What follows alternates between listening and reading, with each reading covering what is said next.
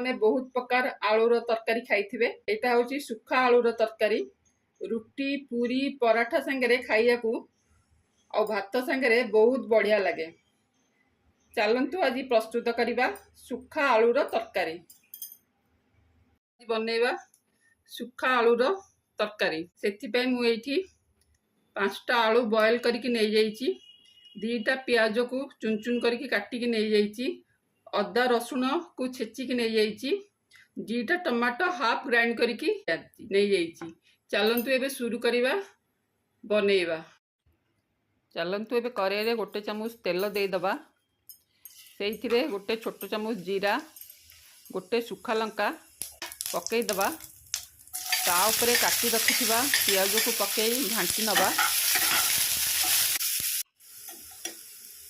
तापर छेची रखिथिबा अदा रसुण पेस्ट को पकईदबा, से गोटे छोट चामच हलदी गुंड गोटे छोट चामच काश्मीरी रेड चिली पाउडर पकईदबा, ताकू घांटी नबा, तापर बाटी रखिथिबा टमाटो को पकईदबा, ताकू मिसईदबा, से स्वाद अनुसार लुण दबा,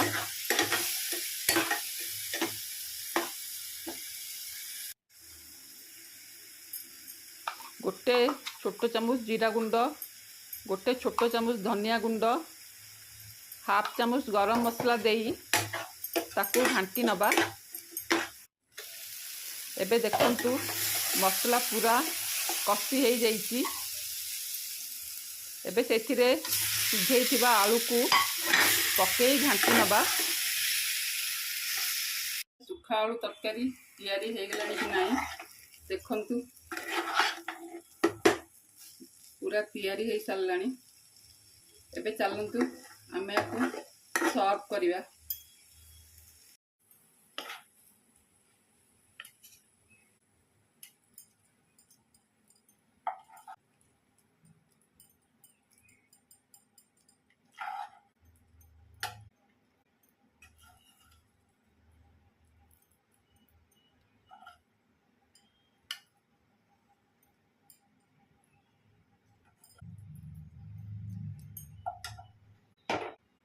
देखंतु एबे प्रस्तुत हो जाइए सुखा आलूर तरकारी।